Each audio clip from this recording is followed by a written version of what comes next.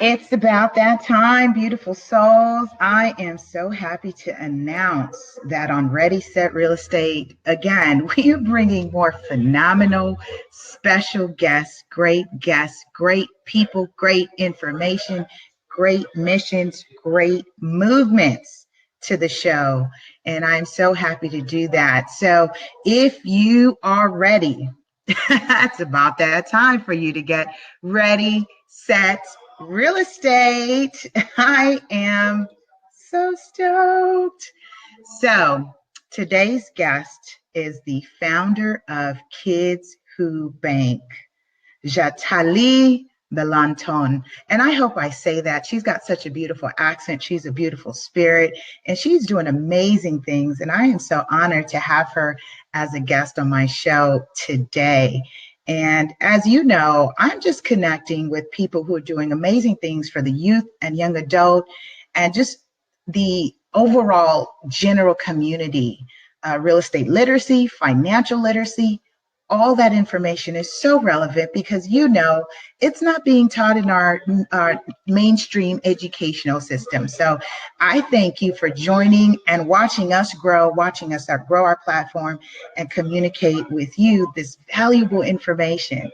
So she is, again, author of Kids Who Bank, and she's got an entire I love that she's actually a youth financial literacy coach. Now, I go by super agent, but I am bringing the youth financial literacy coach to you today. And I'm so excited to do this.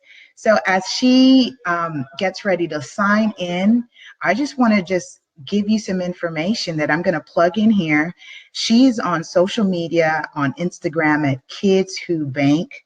I'm going to plug in her social media and just check her out. If you have not had a chance to plug in with what she's doing, do so now and connect, follow, stay in touch. I'm so excited. So that's Kids Who Bank on Instagram.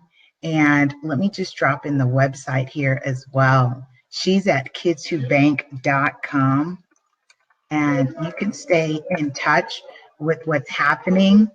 Along with, I love this, she actually has Kidpreneur Awards, and that is super, super cool. Kidpreneur Awards, and I'm so excited for that.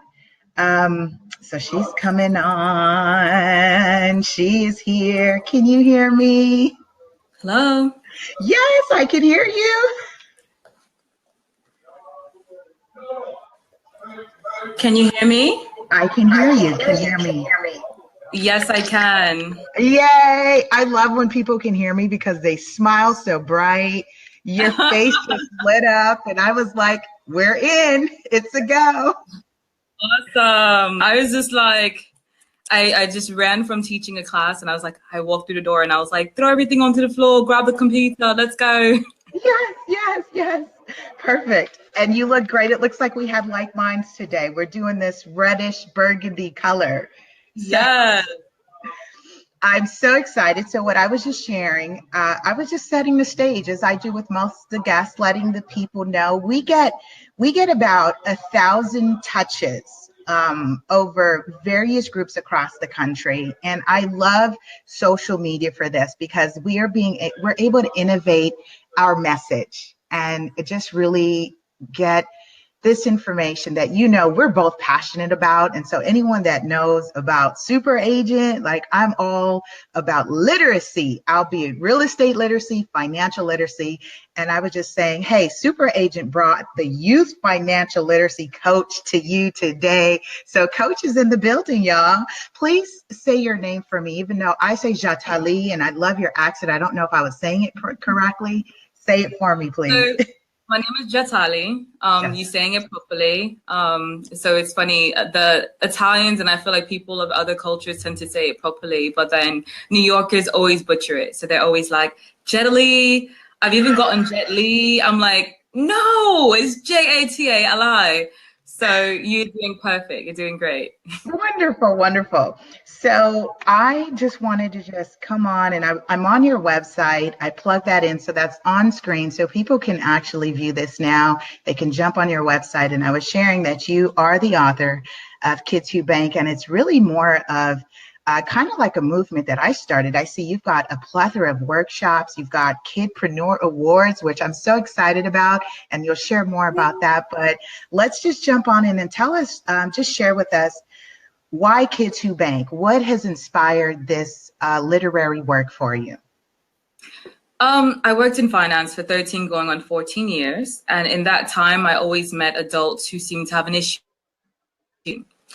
or understanding wants versus needs. So even if I was a young one in the room, I would have people who were in their 40s and 50s come and borrow money from the 20-something-year-old. And I'm like, why are you borrowing money from me? Like, why don't you have your own savings? And why are you having budgeting issues? Right. And it wasn't just, a one-time temporary problem, but the same person who would borrow money, maybe 3 weeks later when we would all get paid, would go and buy a Louis Vuitton bag or something of the nature. And it wasn't just women, but it was men as well. The men would go buy a nice new Hugo Boss suit or Giorgio Armani suit. And then the next following week, I would hear him in the office asking a coworker for money. So I realized budgeting and these things were a major issue, which is why for my first book, I made that the focal point. Right. So the first book was this, Wants versus Needs. You could kind of see it. It looks great. It's perfect. Yes. And, I touched upon wants versus needs because I felt like, especially for our youths, we have to start drilling that into them from young. Because honestly speaking, if our kids aren't understanding the concept of depreciation and budgeting and the importance of knowing what is a want and what is a need, we're already putting them at a disservice. Oh, yes, yes. And I'm so happy you said that. I just want to reiterate for our audience, because it's one of the things that we do in consultation with buying, wants versus need. I want the 5-bedroom house. What do I need right now? And continue if something happens and you take a budget cut, do you have enough savings to pay your mortgage for a few months? And, I always tell people in becoming a successful person, diversification and investing is very key and important. And that goes telling our children, I tell our adults, I tell everyone that. So people be like, what are the ways to diversify your portfolio? Real estate is number one in my idea, because it's one of the things that, if you really put in that work, with $10,000, you can purchase something. And most of us touch $10,000 in our lifetime. Come tax time, most of us get $10,000. Yes. So when you think about it, act like you didn't get that money for your tax season and put that into investment property or things of that nature. And you can see a world of a difference versus just taking that money and taking care of a couple of things and then there's no investment, or putting them in savings. It's great to have savings, but if you're not doing anything with that money, then in a way it just kind of sits there. And as everything in life increases around you, that money just sits there. The money's not increasing, but life is increasing around you, So when you think about it, milk gets higher, bread is more expensive, everything is more. If you're vegan and you want to eat healthy, that is expensive. Yeah. And when you think about that, then you turn around and you say, oh, well, I have 100,000 in my savings account. 100,000 in 5 years will be almost nothing. Right. So we have to kind of think ahead for that. Wow. Very powerful, very powerful. And you guys, those who are watching us now on the live stream, jump in and say hi, hello. Those who are catching us on the replay, thank you for watching. And I just dropped her website in so you can connect with her, post the show. You can follow her on her social media. But this is just I'm so in love with you. You know this, right? Oh, thank you. I am Likewise. Can you imagine my surprise when I found someone who was doing something specifically for teaching youth real estate? Right. That was amazing to me. So I was just like, yay, there's more of me at that. Right. Yes. I know. I was going to add on to that because that's exactly how I felt. But here's what's beautiful about this. I thought about this morning, that there's this magnetism happening, right? And as you started to now magnetize more of you. You just said it. There's more of me out there. And that's what's happening. And we wear the same color. So we didn't plan it. Yes. So Yeah, it's exciting because, honestly, so now I have a finance curriculum. It started out with a Perfect. book that I released November 2016. Yes. And then that following January 2017, we went to our first school with the finance curriculum. And now this school year, that's going to be basically our first year in business. We're about to go into 91 schools. So it's like heart attack. I don't know how I'm going to do it. I don't know how we're going to fulfill all the orders. But I'm like, contracts are coming in. I'm like, yes, we'll take it. We'll be there. And, it's not, everything's not about the dollar bill, because some of the schools are paying and some of the schools can't afford to pay. But Right. then they're saying that we want this knowledge. So then regardless, I try my best to work with what they can do. And at least, even if it's not the full curriculum, do a couple of workshop courses for the kids, because honestly, these are the children who need it. It's our kids who need it. Everyone from the inner city schools to the more affluent schools. And it's funny because the kids in the affluent schools, I feel like almost kind of have this, well, I don't need to know this knowledge because I'll just hire someone to do it. Mm. And then I noticed that the kids in the inner city schools, when I come into them, they're almost like, give me more information. What else can I do? Can you give me more websites? Where can I get a grant or funding for my business ideas as a youth? Right. They're asking the questions that give me my passion and give me the air that I need to breathe. Yeah. Right. But then I feel like in affluent family areas, those schools, the kids are kind of like, I'll just hire someone. I don't really need the money. My dad is rich. My mom is rich. And I'm like, oh, okay, that's nice. So, I always say reciprocation is important. So where we get a contract in a school where we might be getting a lot of money, another's contract is smaller, but it's as equally important because it's all about the youths. Right. Oh my gosh. You're like my favorite person. Thank I'm you. like, I am like when you said that, because I wasn't privy to that. So I literally, people are witnessing a very genuine reaction that I don't know if it was microscopic. They could see goosebumps touch my entire body when you said you were in 91 schools, because that is just amazing. It's so needed. And especially when I think about, we're talking about local, but I will share this with you. Canada, and that's been a place I've been following as well, they don't have a financial literacy curriculum.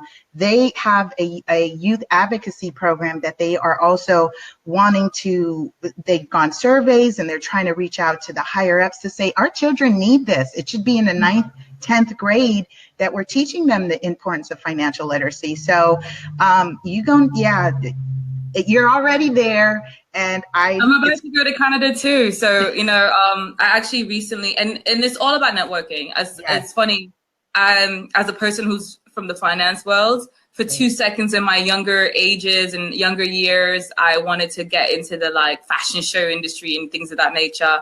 And I would attend fashion shows and, I had fun with it. And then I was like, I prefer my numbers. So it's been years where I was kind of behind the desk, behind the scenes. Right. And now this is forcing me to kind of socialize more and travel more. Yeah. And at first I was against it because I was like, why do you need to go to this pretentious dinner? And why do I need to schmooze with this person? Like, what are they going to do? We're going to still have to have a meeting to discuss business. And then I realized that networking is very different now. And networking is actually essential and key for your business now.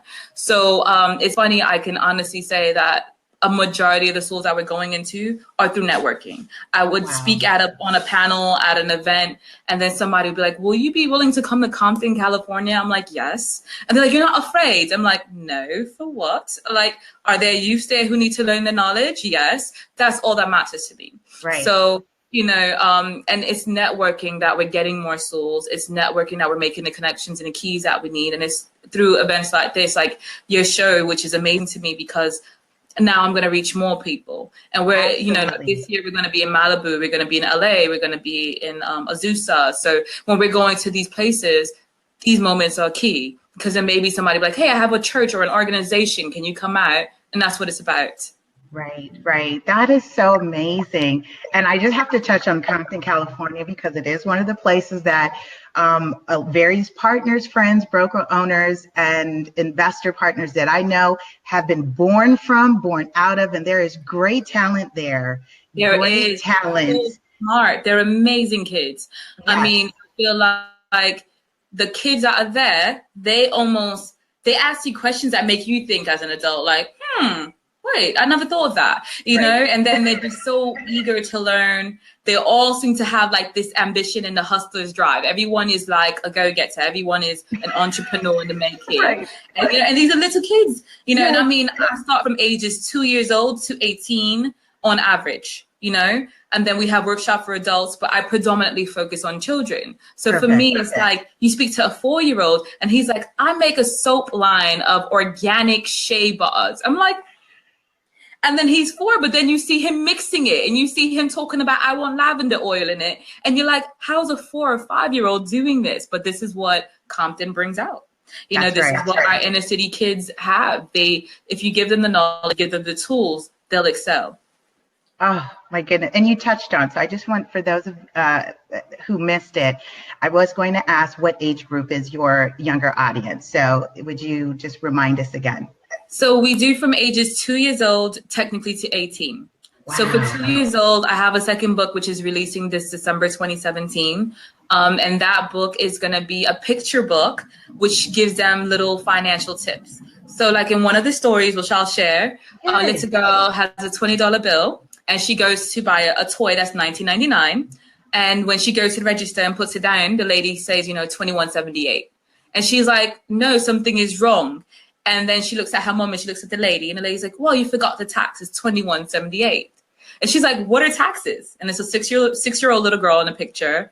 And her mom is like, you know, tells her what taxes are. And then the lady goes, oh, well, you know, there are coupons. You want to see if a coupon works? And she's like, what's a coupon? And she's like, a coupon, sometimes a promotion that discounts your item.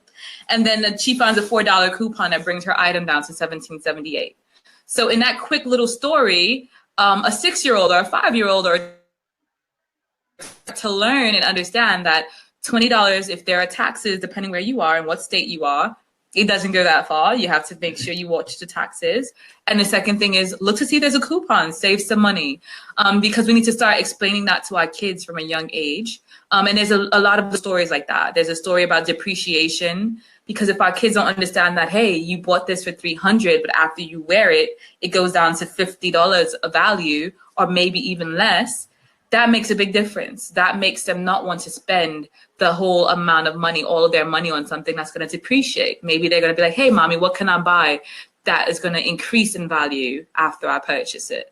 And we want to start giving them that mind frame as well. And then for the older kids, you know, 12 to 18, predominantly is this book. Okay. And, you know, I say an advanced 8 to 11-year-old reader, like such as, you know, the kids who are 8 and reading Harry Potter, that would be a perfect book. But if they're that young and you're buying them the book, I say that's a time for the parent and the child to connect and maybe read the book together, because there are going to be certain terms that they might not understand. But what makes my book different is instead of it being a story format, it's like a dictionary format. It's a story format. Oh. So it follows 6 kids who want to purchase a game console for $500 and their parents say no. And then they decide to create little jobs and become entrepreneurs and find different ways to earn the money themselves and sell their own toys at a profit and things of that nature. And so basically watching that story, you get to kind of see the evolution, how they learn about money and what they decide in the end. Do they decide to buy 8 different consoles? Do they buy just one console and share it because they're all friends? You know, it's things of that nature. So it kind of just, you know, and it's kids from different backgrounds because we're all a melting pot, you know? Right. So the title character, exactly. So the title character is a boy of color. He's Nigerian and Cabo Verde, which is in West Africa. And then, you know, his best friend is a Jamaican kid. And, you know, there's just a plethora. There's an Irish character. There's a Muslim character. You know, there's just people from all over, because I wanted to kind of display that this is what New York and the United States is. Right, right. Very, very, very important, very powerful. You touched on so many things that I wanted, and this is what because I get asked a lot in terms of the edutainment and introduction of real estate to the youth. You have to be, I would say, very unique person to be able to do what we do in terms of relating this information. And when you talked about the story for the next book on the younger audience, it resonated with me because I use a shopping cart scenario in the real estate. And as I talk about needing closing, being able to save for closing costs. And I talk about it's the equivalent of taxes. Going to the store, you know, the game console, you budgeted for X amount, but you need for taxes. You can't just go into the store and say, I have the exact amount and walk. They're not going to let you walk away with that. So 100%. you really, you touched on that so perfectly, because we're covering the principal amount and the closing and the taxes that you need. And then the other thing that you shared, which is very significant about what we do uniquely with our workshops, it's in a family setting, because kids don't come by themselves. Families, those who are raising the children, those who feel that this is important information, are seeing and learning together. And that's what has been so monumental about this. That's perfect. And that's because perfect. they're learning together. And so I really appreciate people like you and your team that is doing this work, because it is creating a intergenerational conversation about money that is long overdue. But I'm so excited because the time is now, it's on time, and it's being well received. And I'm just so stoked about it. I am too. And you know what gets me about it is I've heard for years that, oh, I wish they did this in the school systems. And I just never understood why no one tackled it. Right. And then even when I was going to tackle it, I had a couple of people who I asked their opinions, and they would tell me, oh, I don't think this is the right time for this. And I'm not sure if this is the right course of action. Oh, do you really feel like the kids are ready to learn this? And then those same people, after shooting down the idea, when I created it and then the platform was brought into life and then it started going into schools, they were like, oh, this was amazing. What made you think of it? And I was like, so I might never have gone through this, gone through with it if it was for you.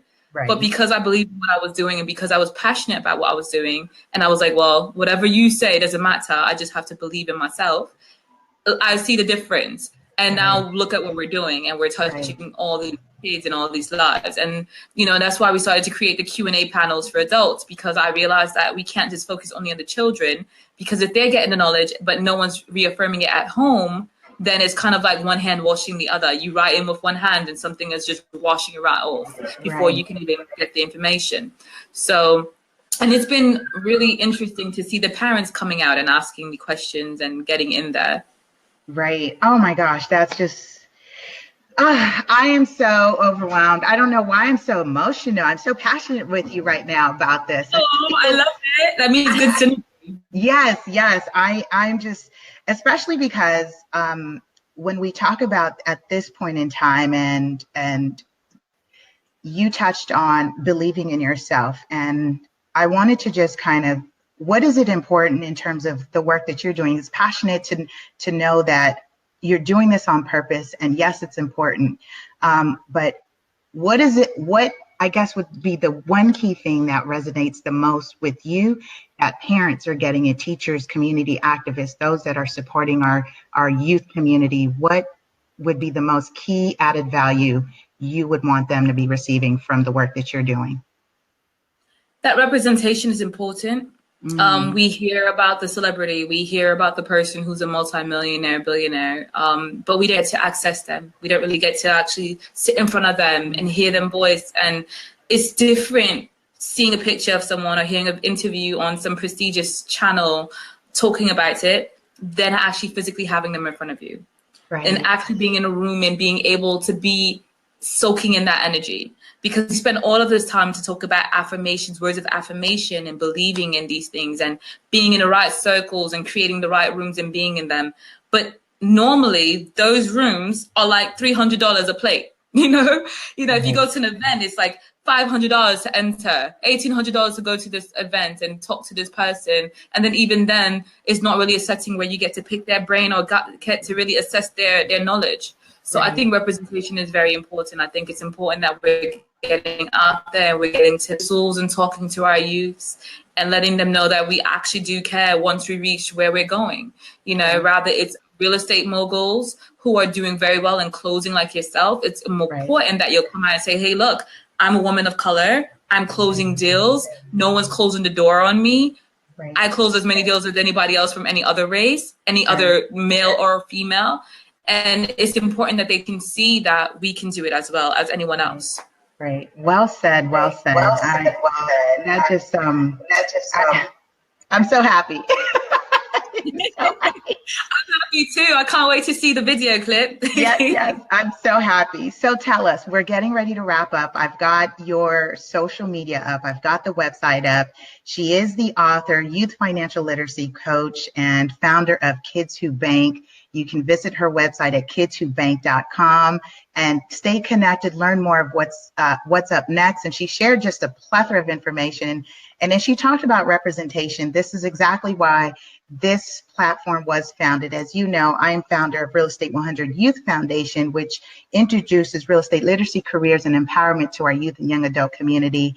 And it brings people like her to your world so you can see and identify in order for you to relate to the real experience of what's possible. So I am just so happy, so amazed. And please tell us what's up next for you. What's new? Any new workshops? I know you just did one and you invited me and I was like, I would love to fly to New York, but not right now.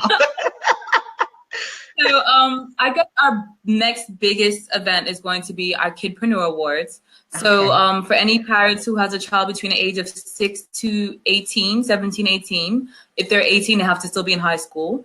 The kids around the United States right now are submitting business plans in the hopes of winning the funding to start their business. Wow. So my company will be giving $2,500 to a child between the ages of 6 to 11, and then $5,000 to a child between the ages of 12 to 17 years old. This year we gave kids, we had 2 winners, but they didn't want to have like the big award. So this year, April 2018, we're going to do the big award, and we're going to pick 2 new kids as well. And we don't just give them the money and say, create a business. We actually hold their hand, and we have manufacturers and production companies. And we have, you know, let's say if they're creating a game, we're going to have someone to help them produce it and bring it to fruition. And then we're also going to teach them how to manage and create the revenue. So, you know, if they do get money, QuickBooks trainings, I'll do a QuickBooks training with them and things of that nature. So the Kidpreneur Awards will be highlighting those kids, and it'll also be highlighting various youth and adults alike who are giving back when it comes to financial literacy empowerment and entrepreneurism empowerment in our communities. So, you know, we have some surprise guests who will be the Kidpreneur Awards. But in December, at the end of December, for January 1st, for the new year, we're going to make a big flyer and put it out there, like who is going to be the big face for the Kidpreneur Awards. Right. Oh, you guys, you have to connect with her. You have April 2018. Start looking at tickets. I have a discount on flights if you want it, and I have a discount for hotels as well. We'll talk after tonight. And you know, once we have the exact date in April, we're working on a very big guest, and he has us waiting to see what date is going to work best for him in April. And once we can lock and solidify that, then we'll know exact date for the April 2018 Kidpreneur Awards, which is also Financial Literacy Awareness Month. So it works out perfectly. Yes. Oh my goodness. That was a lot. I just think about the work that you're highly creative, and I could see that. And I can only wonder what your mind, like what resting period looks like, because you just said you're going to do hands-on QuickBooks training as well with them.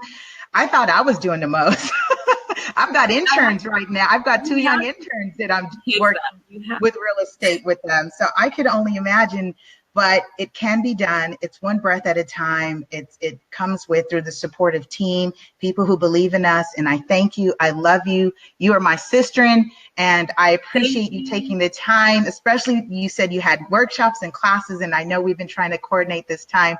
So I thank you all for tuning in. Learn more about kidswhobank.com. Again, Jatali, I love to say it.